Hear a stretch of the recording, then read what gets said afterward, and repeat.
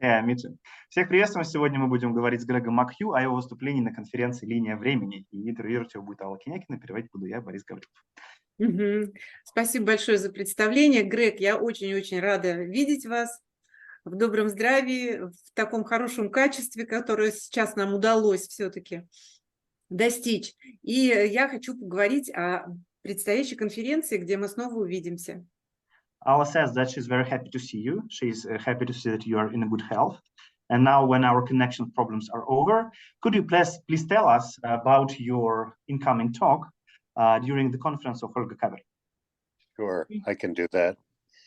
Yes, well, the title is Remote Work. It's from a chapter 13 in my book. It's the same in the Russian translation.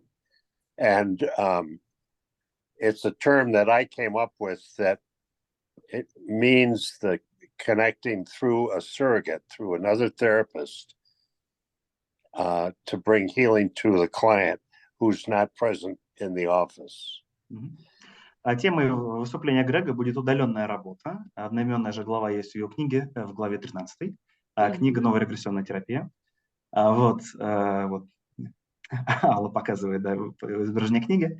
Вот. И эта глава, и это, собственно говоря, выступление, они будут посвящены теме удаленной работы с клиентами, тому, как можно работать с человеком, если он не находится прямо здесь, сейчас рядом с вами физически. Но, тем не менее, работать с ним на самом деле все равно можно. Это можно делать через так называемого заместителя, которым чаще всего выступает другой терапевт. Yes. Okay, so you can do regression therapy through the surrogate for the client who's not present physically, or spirit releasement, clearing out attachments and entities through the surrogate. И через работу с заместителем можно проводить, и Грег это делал, регрессионную терапию, то есть отправляем человека в его же собственное прошлое, в этой жизни или в прошлых жизнях. И также можно проводить работу с сущностями, можно помогать человеку освобождаться от различного рода сущностей, и все эти виды работы доступны при работе с заместителем. And so, yes. А можно спросить, почему вы выбрали именно вот этот фрагмент вашей книги, вот именно вот эту вот тему заместителя? Потому что очень многие регрессологи очень скептически относятся к работе, ну, можно сказать, слипера.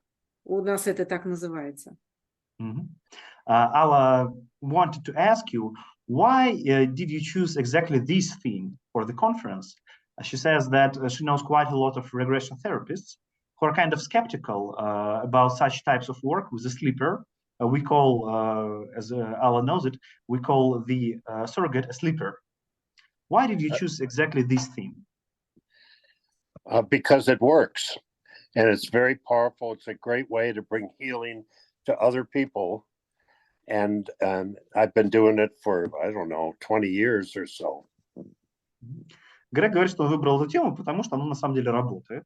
И это очень такой хороший способ работы с людьми. Грег лично его практикует в течение уже более чем 20 лет, и как бы из его наблюдений все прекрасно работает. Связано ли это с личностью терапевта? Вот с вашей личностью, потому что я у вас училась в первом потоке, когда вы преподавали у нас в Ассоциации регрессологов. И я хорошо эту тему знаю и использую вот этот вот инструмент. Но зависит ли это все-таки в первую очередь от личности терапевта? Алла, а вы имеете в виду, зависит ли как бы с работы? Успех работы со слипером, с заместителем. То есть эффективность метода зависит ли она от терапевта? Alla says that she studied from you during her first course in the association, and she wants to ask kind of a question that, do you think that the effectiveness of this type of work depends on the personality of the therapist who is performing it? Can it be that some people are more successful doing it and some are less successful? Well, that's a good question. It depends on the how the therapist and the surrogate are functioning. So, for instance, to help the client, the surrogate must be able to feel the energy of the client, to feel how they are in their heart, how their emotions are, and be able to share those as if they were the client. And that's the key, is deepening into the feeling of the client. That's what brings success. Грег отвечает, что да, разумеется, то есть как бы важна и личность терапевта, и что очень важна также личность заместителя.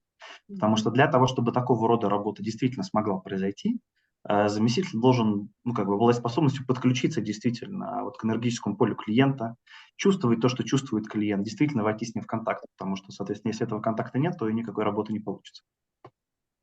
So, for example, some people may use the surrogate to report what they see or what they think is happening with the client. But that is creates a detachment, and the detachment reduces the possibility for effectiveness. So that it means that the surrogate must listen and feel, and then as the more they do through the session, the more they're speaking as if they were the client and having their feelings and fears and so forth. И Грег говорит, что здесь также очень важен следующий момент, то есть важно правильно подходить к работе заместителя. То есть иногда как бы такую работу пытаются проводить, как будто бы заместитель наблюдает за клиентом и описывает, что там у клиента происходит. Но когда вот заместитель оказывается в позиции такого как бы наблюдателя, он тем самым как бы отрешается от клиента, то есть есть некая дистанция между ним и клиентом, соответственно, это очень сильно снижает эффективность работы. То есть в самом начале, когда вот здесь только начинает разворачиваться, можно как бы так делать, но в принципе дальше, чем больше, нужно, чтобы заместитель как будто бы становился самим клиентом. Ассоциативная работа. Да. И вот тогда уже, собственно говоря, эффективность растет, потому что контакт, собственно, происходит между заместителем и клиентом. А Грег, я знаю, что многие работают, например, с проблемой ребенка через родителя, если этому ребенку до 12, например, лет. Ну или он, в принципе, несовершеннолетний ребенок. Ведь такая работа тоже считается работа через заместителя. Или она будет все-таки мешать вот именно вот этой близостью матери и ребенка, эффективности сессии. Alла wants to ask you, a lot of people are trying to work with children, little children who are maybe younger than 12 years old. They're trying to use the parents of a child as a surrogate to work with the child. What is your opinion about this? Does this kind of connection actually helps for parents to really be a good surrogate, or it can be kind of interrupting in a way? It depends on the emotional state and well-being of the parent. If they are, they can be interfering and misinterpreting or creating an illusion about their child that's not helpful.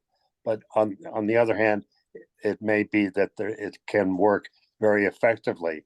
And so it's up to the therapist to pay attention to how the parent is being in that process as the surrogate, to really observe some simple things. Well, I'll tell you a little bit more. You finish that. Thank you. Грег говорит, что, конечно, да, с родителями ситуация такая двоякая. С одной стороны, разумеется, между ними и детьми есть связь, и эта связь, она во многом облегчает работу. Но с другой стороны, родитель лицо заинтересованное, вот, поэтому он может как-то начать вносить свои вмешательства в этот процесс, он может как-то рассказывать о ребенке не то, что на самом деле там есть, то какое у него представление самого есть о ребенке. То есть он может пытаться как-то сознательно или даже бессознательно повлиять на ход сессии. И вот здесь вот, конечно, на терапевта ложится эта задача за то, чтобы отслеживать, в каком именно состоянии находится родитель, с каким вообще он подходом относится ко всей этой работе, ну и, соответственно, корректировать по мере необходимости. И Грег говорит, что можно следить за несколькими простыми вещами для того, чтобы это определить. Вот сейчас он, наверное, скажет, что это за вещи. Okay, so one of the keys to effective work through a surrogate is for the surrogate to describe their experience of the client in the present tense verb, not in the past tense. So that helps the surrogate deepen into the client's process by speaking of things as if they are happening now. Одним из таких главных инструментов, да, которые можно и с одной стороны, установить контакт, заместитель может это использовать для того, чтобы установить контакт с ребенком, и с другой стороны, зачем может наблюдать терапевт, чтобы следить, насколько там действительно контакт хороший. Вот заместителю очень полезно говорить обо всем, что происходит с ребенком, от первого лица и в настоящем времени. Я сейчас чувствую то. Не он там чувствует, не он чувствовал, а вот в настоящем времени с полной ассоциацией с ребенком. И это как раз вот с одной стороны это указывает на наличие связи, с другой стороны, даже если делать это искусственно, это в принципе помогает установить эту связь. So I'm curious as to the question of when Irina asked, why did I choose this topic now? What other questions does she have about this? Вот. Ну, Грег говорит, что ну вот так вот он ответил как бы, на наш вопрос о том, почему выбрана эта тема. Грег, у меня еще один вопрос. Мне хочется задать вам очень много вопросов. Я знаю, что у нас просто не очень много времени. Почему именно новая регрессионная терапия стала для вас, ну, такой вот ведущей, что ли, темой вот сейчас? Вот в какой момент она, в принципе, появилась? Связана ли она с каким-то там временем, изменением там во внешнем мире? С чем она связана? Появление новой регрессионной терапии, как вообще темы вашей там жизни, исследования? Alla also wanted to ask you a question concerning neuroregression therapy. Could you please tell us a little bit how did it appear actually? What is its story and how did it became your kind of main professional focus in your life? Okay. Well, I was in my, I don't know, 30 years ago, something. I was moving from one occupation to another and wanted to study hypnotherapy. So I did. I started studying hypnotherapy, and a lot of the tools that I had learned in Gestalt therapy fit right into that. And then I started reading material that was being developed at that time by a group of therapists in California and in London and in Holland. And they were all communicating with each other in their experiences of learning. And I was reading about their work. And then I found the book called Spirit Releasement Therapy by William Baldwin. And I totally absorbed it into myself. I knew that was what I wanted to do. So I'll tell you more in a minute. Go ahead. Ну, Грег говорит, что как-то, ну, так вот его личная жизнь повернулась, что примерно 30 лет назад он поменял несколько профессий, в какой-то момент он, ну, как-то задумался о гипнотерапии, понял, что эта тема была бы ему очень интересна, начал ее изучать. И в какой-то момент уже, когда он изучал гипнотерапию, он наткнулся на исследования нескольких групп энтузиастов, которые проводились в Америке, которые проводились в Англии. И эти группы энтузиастов друг с другом как бы обменивались, там, видимо, какими-то заметками, информацией. Вот, и они вот тоже занимались чем-то подобным, он начал их изучать. И через них он познакомился с книгой Болдуина, с книгой Болдуина «Терапия освобождения от духа». Вот, и когда он, собственно говоря, эту книгу прочитал и увидел ее, она его поразила. И как бы он понял, что да, вот это вот то направление, которым он действительно хотел бы заниматься. So then I had work done for one of my children through William Baldwin's wife, who was a surrogate for a session. And then I had some other sessions for myself, and I started having the feeling, the energetic experience of being in a prior life deliberately in therapy, and had healing experiences come as a result of that. You mean to say that you took private sessions from William Baldwin, right? For my daughter, yes. Yeah. И Грег говорит, что дальше, ну, как бы события повернулись таким образом, что он обратился к Уильяму Болдуину и его жене для того, чтобы они поработали с его дочерью. И как раз вот это проводилось тоже, между прочим, методом заместителей. То есть дочка была маленькая, и в качестве заместителя тогда выступала, собственно говоря, жена Уильяма Болдуина.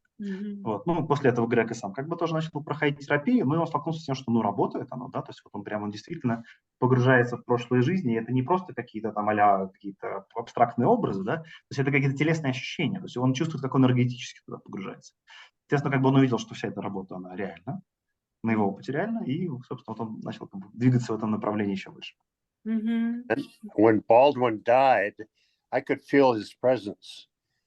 And he came and visited me for about 2 weeks. and helped me learn and taught me how to do regression and spirit releasement.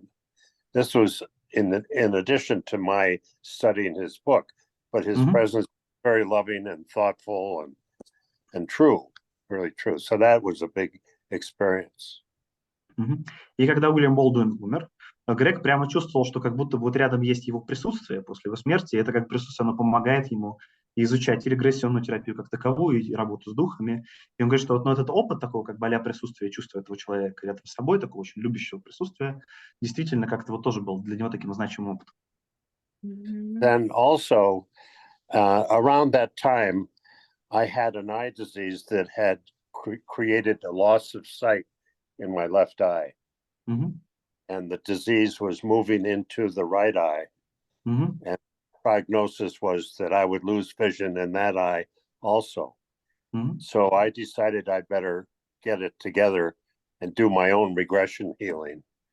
So I uncovered a life where the disease that I'd had in this life was created in a death experience where I was a really bad actor, very bad person, mayor of a town in Germany in the Middle Ages. People were freezing.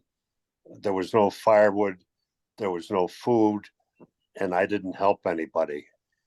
And they got pissed off. They got really angry, put me in the town square and in stocks. Do you know what those are? Where your head's like this. Yeah. And they gouged my eyes out and killed me. So then I brought healing, or invited in healing, to the relationship with those that had killed me, where forgiveness happened. And a few weeks later, the eye disease disappeared. It never came back. Ну и как бы примерно в тот же период времени Грег пережил такой личный, очень мощный опыт, связанный с регрессионной терапией, который опять-таки показал эффективность.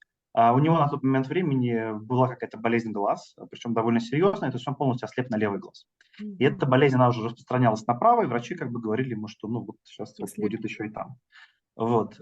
И, ну, как бы, поскольку он уже занимался регрессионной терапией, он решил, что как бы нельзя откладывать дальше, надо с этим что-то попытаться сделать. Вот. И в ходе работы он попал в прошлую жизнь, которая разворачивалась где-то в Германии, средневековой, и он там был мэром города. В городе дела шли не очень хорошо, там жителям не хватало еды, не хватало каких-то материалов для обогрева, а он как мэр об этом не заботился, ему был, ну, то есть он плевал на них. Вот. И в какой-то момент, ну, жители уже окончательно взбунтовались, они его поймали, заковали в колодки такие, как средневековые, выкололи ему глаза и убили. Вот. И, собственно говоря, когда он увидел эту прошлую жизнь, он понял, что надо с ней разобраться, да? Он начал исцелять там свои отношения с людьми, которые его тогда убили. И вот это был такой драматичный, разумеется, опыт смерти, да, тем более связанный с глазами. И когда вот он этот опыт исцелил, внезапно оказалось, что болезнь отступила. То есть от глаза. Нет лучше того, когда есть собственные доказательства в жизни. Alla says that it is always the best kind of situation when you have your own personal experience that things do work. And your example is one of them. Грег, я знаю, что разные школы регрессионной терапии несколько по-разному относятся к той работе, которую проводите вы. Это работа с божественным присутствием. Я знаю, что вы работаете с определенной духовной силой, которая помогает вам. И знаю, что в Европе к этому относятся, может быть, более скептически, потому что считают, что таким образом человек лишается как будто бы собственной ответственности за то, что происходит в его жизни. Вот насколько, что повлияло в вашей жизни на то, что у вас, ну, сейчас я понимаю про веру, что у вас сложилось вот так вот, как вот сложилось вот в новой регрессионной терапии. Alla says that you know probably that there are different schools of regression therapy, and some people who know about you, they feel some kind of skepticism about your methods of work because you use divine presence as a resource. And sometimes people feel that if we call to some kind of higher powers and so on, in a way, it kind of undermines our own responsibility to deal with things. So what do you think about that? And could you please tell us a little bit about how you came to use this divine presence and how did you came to your own style of work? Okay. Well, I'm sorry they feel that way. I think the difference between divine presence and what the therapist may be trying to do is the difference between conscious mind and the ego and spirit, or the consciousness of the self. So, but that takes some explaining. When in traditional regression therapy, the therapist does a rescripting after they've gone through the processing of that life and maybe the trauma. The rescripting is created out of the conscious mind of the therapist and the client. So it's not necessarily a thorough processing. It's not necessarily a cleansing totally or clearing. It's just putting a different conscious mind focus on what the events were. Mm-hmm. When you invite in divine presence into the trauma disappears. And if it disappears, what remains? What remains is a clearer connection with the person's own inner being expressed through what had been the trauma, and a new picture evolves, new feelings, love, acceptance, and so forth, that are natural and not contrived by the conscious mind. Mm-hmm. And so my continued reason for using it is because it's so powerful and it works. And people have expressed awe at the shift that takes place when I invite Elijah or Jesus or Kuan Yin in to the event.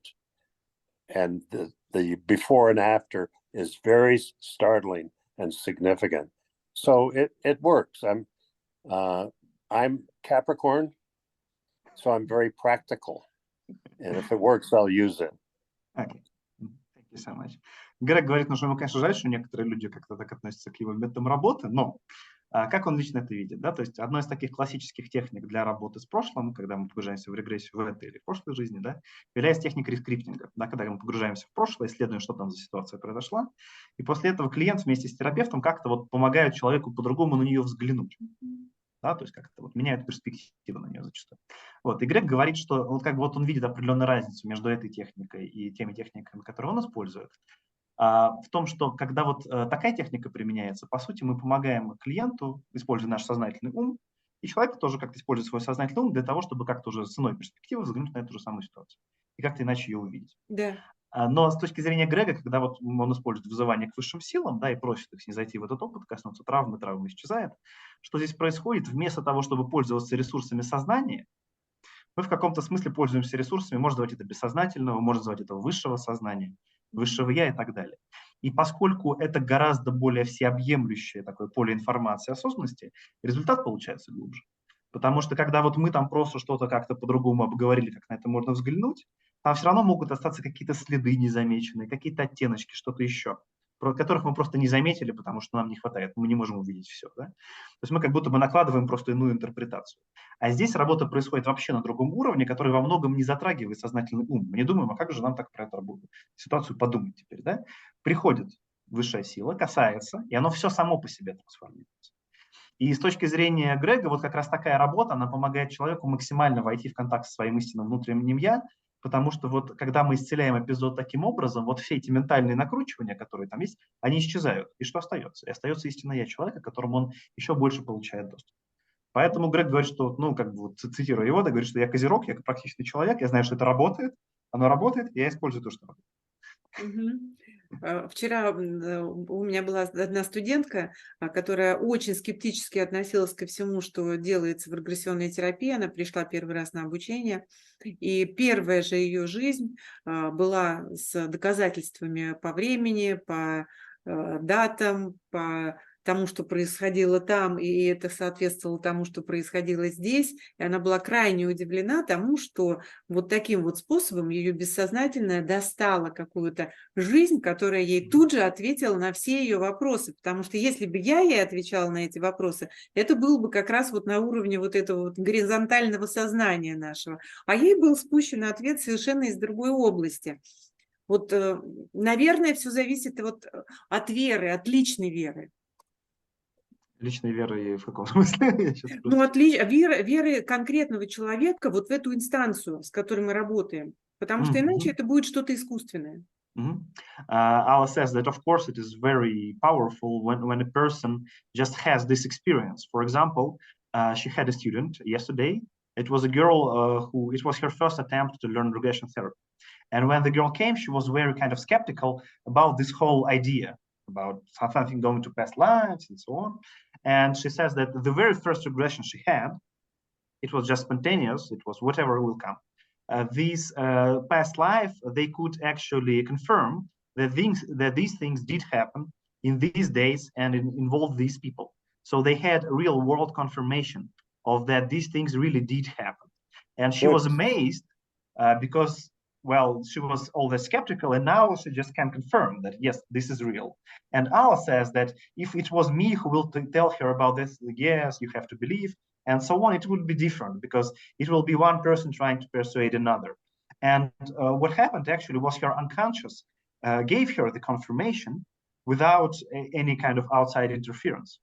And Alla thinks that when we are talking about your methods, it probably depends very much on the person's personal faith in the higher power that you are calling to help. How do you see it? Could you please tell us? Well, if it's not dependent on the personal faith. It is dependent upon the experience. So when there are different ways of doing it. The simple version is doing a regression and going through the life that's causal, that created the issue, and then going through the death, having the client describe that experience, and presuming, excuse me. It's okay. That's right. Okay, presuming then that they go through the death experience and go into the light, then having them describe that, what it's like. And so they enter into a state of unconditional love in the heaven world. And sharing it, and they're feeling it. And then you invite them to bring that back to that life they just left and watch the impact and carry it as far back as the womb if they want. And everything is transformed, not in a way that the conscious mind in rescripting might have thought, but with a feeling experience of the transformation. So that's what the unique difference is about using divine presence. Hold on just a minute. I have to get some. Да, Грегу там, видимо, нужно покашлять. Вот, Грег говорит, что есть, как бы, да, ну, то есть он не согласен с тем, что здесь на самом деле все зависит от веры. В первую очередь, потому что, в принципе, не обязательно обращаться к какой-то конкретной даже фигуре, да, то есть как-то там к Иисусу или к Деве Марии или еще к кому-то, да. А вот он просто приводит самый простой пример, как вот это можно сделать без обращения к каким-то именно символам таким. То есть, допустим, мы просто погружаем человека в прошлую жизнь, просматриваем с ним, что там было в прошлой жизни, доходим до момента смерти и спрашиваем, что с тобой произошло дальше. Да? То есть, ну, как в большинстве случаев человек все-таки отправляется после смерти на небеса и оказывается там в свете, в чувстве благостности и вот всем этом прекрасном ощущении. И он сам это делает. Ему не обязательно говорить, что он там такой будет, или что тебя там Иисус, как ты видишь, или еще что-то. Да? И вот когда человек вот в этом оказался как бы в небесном мире, да, можно попросить его взять вот это вот чувство благостности и света и как бы распространить его на всю ту жизнь, которую мы только что просмотрели, хоть вплоть до самого момента, когда он еще был в утробе матери. И вот в этой ситуации нам не нужно опираться ни на веру, ни в какие-то конкретные силы, ни в какие-то конкретные имена. Мы просто берем вот это вот высшее, и опять-таки, да, человек может там быть атеистом, мы ему не настаиваем, что с ним должно что-то произойти.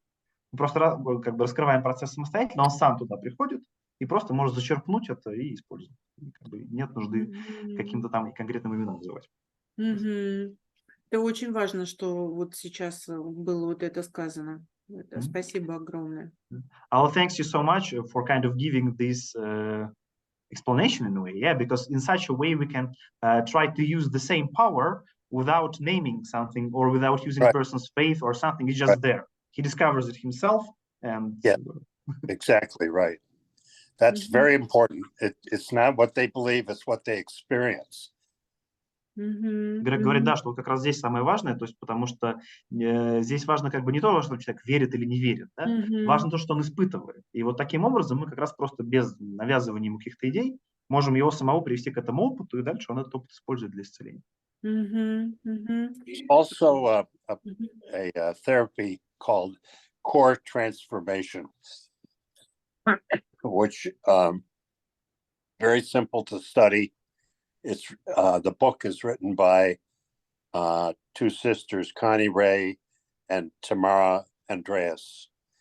And Connie Ray is a psychologist, and she came across this process of having dialogue with a subpersonality of a client and asking certain questions about that subpersonality's purpose, and having the client come to a high state of being in the interview in a matter of 10 minutes. And I've seen the videos of this. I've used it on myself and so forth. In the process of learning about how that worked,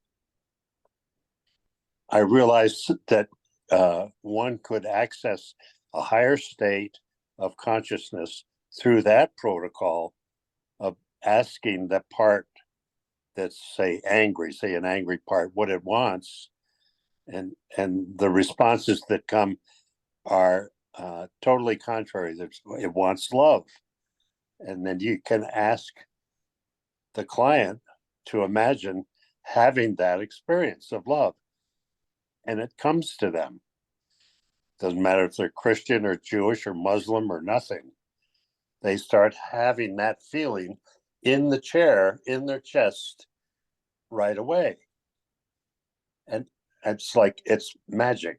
It's not because I'm doing it or Connie Ray was doing it. It's the protocol is very simple. So you have them be in that presence that's happening, and they feel the relief of that love in them. Could you please repeat the names, Connie Ray and Tamara, Tamarra, Andreas, Andreas.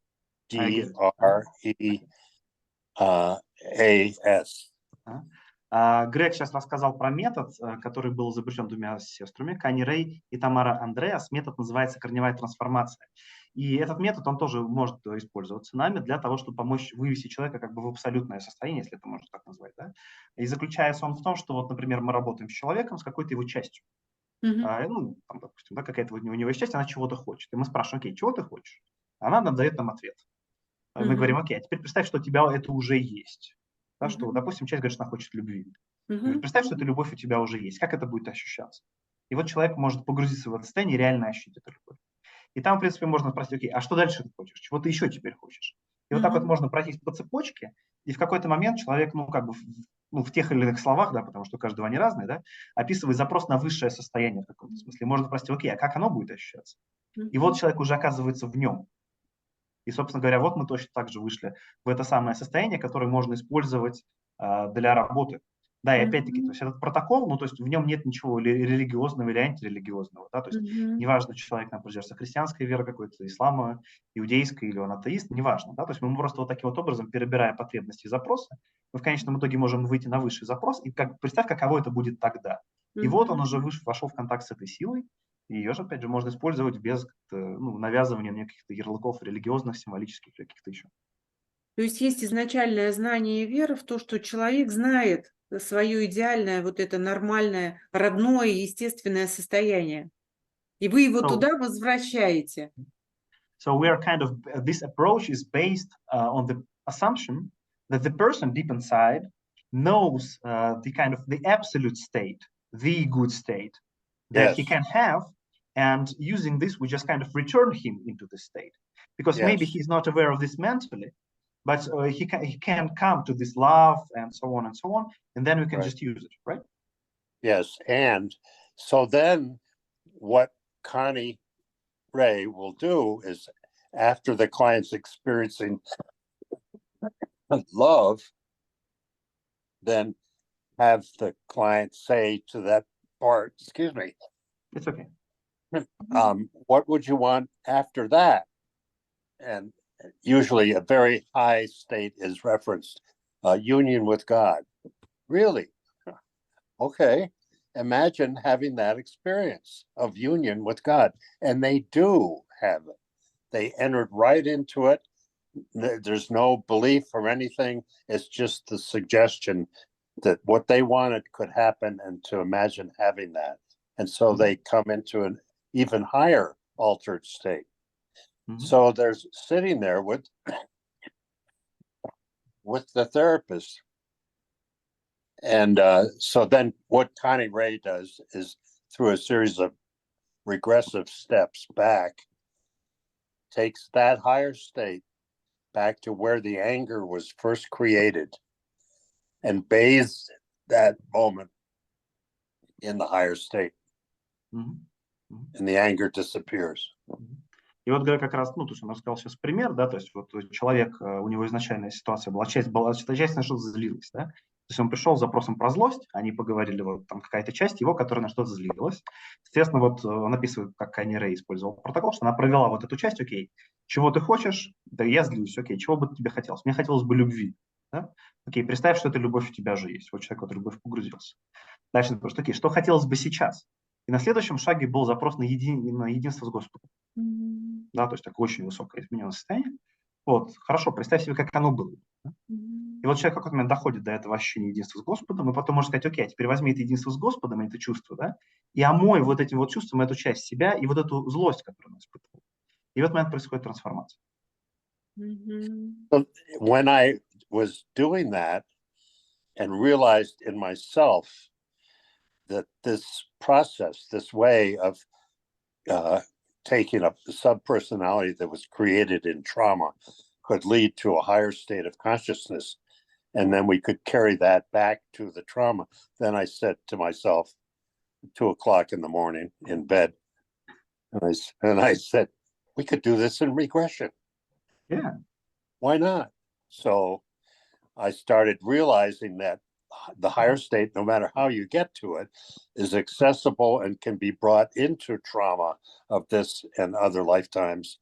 And what happens is the trauma is dissolved, in effect, by the love of God. И вот Грег говорит, что, ну, когда он эту книжку прочел, да, то есть вот он сначала прочел вот этот как бы эпизод, который я только что описал.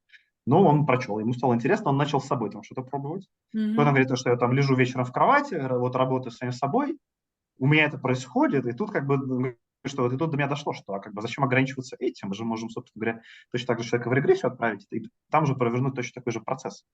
То есть как бы вот это вот высшее состояние, оно доступно и в регрессии, и там в работе с частями и так далее. И вот в каком-то роде вот это была одна из тех вещей, которая натолкнула его на его текущий метод работы. Интересно, что когда это в регрессии используется, получается, что вот к этому состоянию, ну, как будто приплюсовывается понимание того, почему со мной это произошло, то есть некое осознание того, что происходит, и это уже процесс получается более такой целостный, что ли.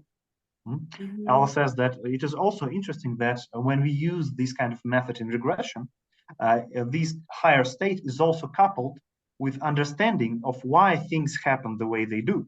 What is the reason? What is the cause?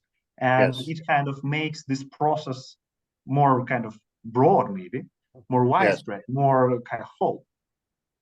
I call that insights.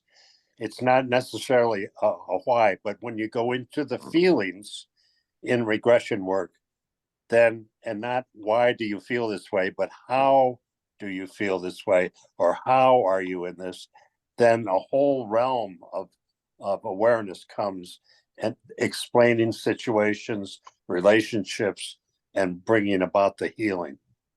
Ну, Грег говорит, да, что это такого рода инсайты, которые происходят с человеком, и не всегда он там вот прям суперментально понимает все детали, как там, что, откуда, почему. Но в этот момент у него происходит внутреннее прояснение, которое все равно показывает, что окей, а на самом деле вот я чувствовал это, и за этим стояло то-то. И, возможно, это было связано как-то с теми вещами, с какими-то отношениями и так далее. То есть, разумеется, у человека происходит инсайт, ему становится гораздо, господи, слова меня подводят, гораздо больше вещей ему становятся видны одновременно, и он осознает очень много про себя. Спасибо. Грег, я чувствую, что сегодня состоялся даже маленький такой мастер-класс, и мне необычайно приятно, что вот так вот вышло. Мне кажется, это всем полезно будет. И я бы хотела задать один вопрос, который, может быть, как-то завершит нашу беседу, чтобы не тратить ваше время. Вопрос такой. Как для вас выглядит хороший регрессионный терапевт? Вот что это за качества, которые, может быть, должны у него быть? Может быть, это любопытство, интерес к жизни, вера. Вот что это такое, из чего состоит регрессолог, сегодняшний регрессолог? Alla says that she thanks you so much because you kind of gave us a little bit of masterclass in this interview, and it is wonderful that people will be able to get to know these things. And in conclusion, she wants to ask you, in your opinion, what are the main qualities a regression therapist in our day and time has to have to be a good regression therapist? What constitutes a regression therapy and regression therapy? Well, I think it's the spiritual relationship with God or the divine or whomever, or your spiritual teacher, that having a practice of devotion to that one and feeling the relationship in the heart with the God, however you call him or her, because they don't care about their names, but they will come and respond and connect with you. So if you make the prayer request, you could say, help me to grow in my effectiveness as a regression therapist. They will lead you to teaching and learning experiences that are the answer to your question and your requests. Грег говорит, что с лично его точки зрения самым главным качеством для регрессионного терапевта является в каком-то смысле духовность. Духовность в том смысле, что у человека есть связь с некой высшей силой, да, он может по-разному себе как-то представлять, по-разному называть, да, но вот главное, что у него есть вот эта вот связь и как бы настроенные отношения, и благодаря этому он работает совершенно на ином качестве с людьми. Он может к этой силе взывать для того, чтобы она помогла его клиенту, и главное, он может к этой силе взывать, чтобы она ему помогла, в том числе более эффективно вести терапию, помогать людям. Потому что вот, когда у него есть реально такие отношения, что он может вот послать этот запрос или молитву, можно называть как хочется, да, и вот оно помогает ему, у него происходят какие-то инсайты, просто как можно двинуться. И Грег, опять же, он в очередной раз подчеркнул, что совершенно не важно, какие именно символы будут здесь для вас, какими именами вы это будете называть, потому что Богу все равно, каким именем вы это называете, да? Это ваши личные отношения с Ним. Главное, чтобы они были, потому что это качественно трансформирует и вашу работу, и ваш подход к ней, и это одновременно повышает вашу эффективность как терапевта. Well, I want to add one thing, that when you're doing regression therapy, try not to have control over the journey of the client. Let the client's experience unfold, and don't try to interpret what they're experiencing, but allow it to unfold, and it will lead you and the client to the healing. If you've made the prayer or the request of the universe for healing in the first place, it will come. And so relax, trust, and be with the client and not try to control or interpret what they're experiencing. И Грег говорит, что вот такого рода как бы отношения, да, то есть как это можно назвать? Можно сказать, что это со Вселенной, да? Можно сказать, что вы просто людям хотите помочь, вам какое-то для вас благо, вы просто хотите помогать людям, это тоже может быть какого-то рода там высшей силой, да, даже если вы каких-то атеистичного настроя, вы все равно хотите людям помогать, да? И вот когда у вас есть вот это вот желание, вы им ведомы, и вы позволяете ему себя вести, то это очень сильно помогает не пытаться специально как-то контролировать процесс. Что и вот вы не становитесь таким маньяком, который говорит, нет, вот надо все сделать так, и только так. И в этой ситуации у клиента появляется возможность расслабиться тоже, и весь этот процесс, он разворачивается спонтанно, он разворачивается так, как он должен происходить, и у вас нет этого желания контролировать, потому что в каком-то смысле вы полагаетесь на эту помощь, полагаетесь на то, что вот то, что произойдет, оно произойдет правильно. И в этой ситуации, когда клиент там может по-разному как-то это все интерпретировать, вы просто позволяете процессам происходить, не пытаетесь их контролировать, и вы вот как бы автоматически втекаете в этот поток, который приводит к человеку к исцелению. Вот таков ответ Грега. А тогда что можно назвать препятствием для того, чтобы стать хорошим регрессионным терапевтом? Потому что сегодня об этом очень много идет речи. Нужно ли обладать психологическим образованием для этого? Или вот достаточно, правда, того, что вы говорите, вот этой вот текучести, вот этой связи, как сказал Иисус Христос, вы думаете, у вас много отношений? Нет, у вас только одни отношения. Вот эти вот одни отношения и уметь выстроить. Alla asks, okay, so what do you think is the most important barrier that can prevent a person from being a good regressologist? Because right now there are a lot of discussions about it. So some people say that you have to have a psychological education and so on. Some people that you have to have this or that. Or do you think it is just enough to have this connection that allows you to flow in your work? And I'll remember the words of Jesus, that you might think that you have a lot of relationships in your life, but in fact, you have only one relationship with God, and it is important to cultivate it. Okay, so the elephant in the room, do you know that expression? Yeah. Yes, so the elephant in the room that gets in the way are demons or dark ones. And so if someone is trying to be a regression therapist, but they keep running into obstacles, then they need to look and see if they have any attachments of dark beings or deceased humans, or if there's something that they're not paying attention to with their clients having attachments. So that's a whole different ballgame, whole different story that needs to be addressed. And when it's not, then the presence of a deceased human who's attached to the client will interfere. Like how the spirit releasement therapy developed was back in the 1980s. And this group of therapists in California started noticing that they would get answers through their clients that would otherwise have been interpreted as the client's answer, but it was somebody else speaking. And they started realizing that they needed to address that. So out of that came spirit releasement therapy, which Baldwin, his book is entitled. Вот, Грег, он такой интересный ответ дал, вот немножко не философский такой, как мы немножко поставили вопрос, да, он дал такой ответ больше практический. То есть вот, если вы, как терапевт, сталкиваетесь прям с проблемами в работе с клиентами, то самое первое, на что бы, как бы, Грег такой посоветовал подумать, это нет ли у вас случаем какого-либо рода сцепок с темными сущностями, у вас лично, да, или с духами умерших людей, то есть такого рода, как бы, связки, сцепки, если они у вас самого есть, они могут, разумеется, мешать эффективной работе. Если у вас нет, может быть, у клиента есть. Вот, да. Здесь как бы тоже на это очень важно посмотреть. Вот. И Грег говорит, что как раз вот, он именно так, то есть если возникают прям практические проблемы в работе, он бы первым делом подумал на это.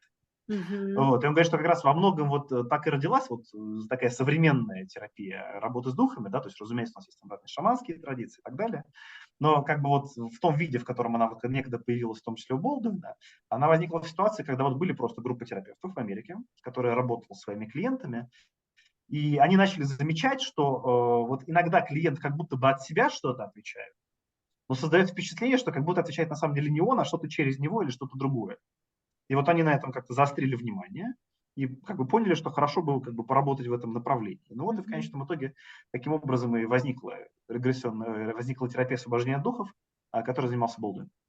И получается, что, собственно, вот это узнать, что там стоит что-то другое за самим клиентом, человек может по ответам, по анализу, который дает вдруг та сила. То есть это же тоже определенный какой-то, может быть, даже интуитивный такой посыл, что я разговариваю не с самим клиентом и не с той силой, которая реально должна была бы его защищать, отвечать за него.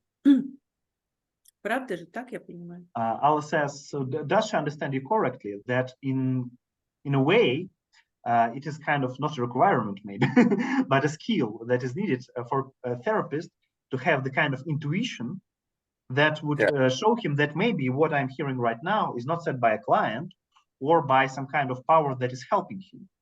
It may be something else. And then you have to be cautious about it and maybe start digging in this direction. Right. And good, if you want to get training in psychology or psychotherapy in a school and college, that's fine, but don't let it confuse you with the facts, with what truth is. So like too many, like I have a student who was the psychiatrist and then studied with me, and it took her a while to undo her ways of looking at people in therapy using these tools. But then she became wonderful at a therapist using these tools of regression therapy. And a lot of people don't, when they're in college and they're studying psychology and social work, etc., they're wrapped up in that mind, and they're not being trained to undo that mind and pay attention to what's obvious and where intuition and compassion and deep being present spiritually can really lead you. И Грег говорит, что если вы хотите, то есть, разумеется, не проблема, если вы получите какое-то психологическое образование, хуже не будет, да? Психотерапевтическое, то есть не то, что это как-то плохо, да, это может быть нормально, это вполне, эти вещи могут помогать. Но при этом очень важно понимать, что надо в работе с клиентом все-таки фокусироваться на клиенте, а не на каких-то картинах мира, которые у вас есть. Потому что, к сожалению, иногда так бывает, что люди приходят, обучаются психологии, они берут теории, и потом они, к сожалению, за этими теориями начинают клиентов замечать. И, соответственно, эта базовая связь, да, за счет которой, как уже многократно там было исследовано, и происходит во многом работа, и регрессионная, и не только регрессионная, эта связь, она обрывается. И Грег говорит, что, к сожалению, у него просто бывали такие студенты, например, там человек имеет образование психиатра, она пришла обучаться Грегу, его методам, и ей потребовалось некоторое время на то, чтобы научиться, немножко отстраняться от этой такой парадигмы, да, которая есть в психиатрии, где много люди имеют дело с диагнозами и так далее, да, и просто смотреть на человека, а не диагноз. И когда у нее это получилось, разумеется, она качество работы значительно выросло. Так что Грег говорит, что, конечно, психологическое образование получить хорошая штука, но самое главное, сохранять это понимание, да, что самое главное это не какая-то наша картина мира относительно клиента, а наше внимание непосредственно к клиенту, способность просто быть здесь сейчас вместе с ним, реагировать на то, что в нем происходит, замечать то, что в нем происходит, и с этим работать. Да, называется застреванием, да. Застревание в феномене иллюзии, это называется, когда человек начинает радоваться тем картинкам, которые уже стали привычными. Alla says that, yeah, she does know what you're speaking about. It's like a person is being stuck in the kind of illusions because he sees not the real client, but he sees kind of his own imaginary ideas about client, and he can just let go of them to see the person in front of him. Мне кажется, что то, что мы сейчас, о чем мы сегодня говорим, мне кажется, это может быть таким посланием от мэтра регрессионной терапии тем, может быть, студентам, а может быть, уже регрессологам, которые становятся профессионалами, которые работают. Мне кажется, это очень сильно расширяет их диапазон возможностей. То, о чем вы сегодня говорите. И у меня к вам огромная благодарность за то, что вы, в принципе, нашли время для нас.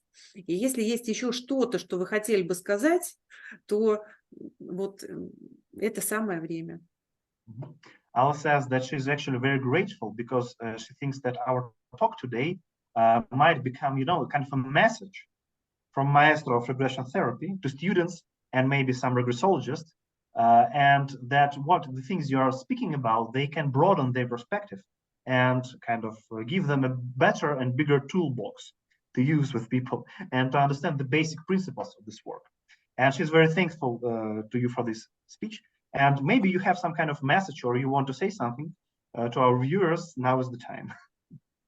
Well, I want to wish everyone a wonderful New Year and a happy Christmas.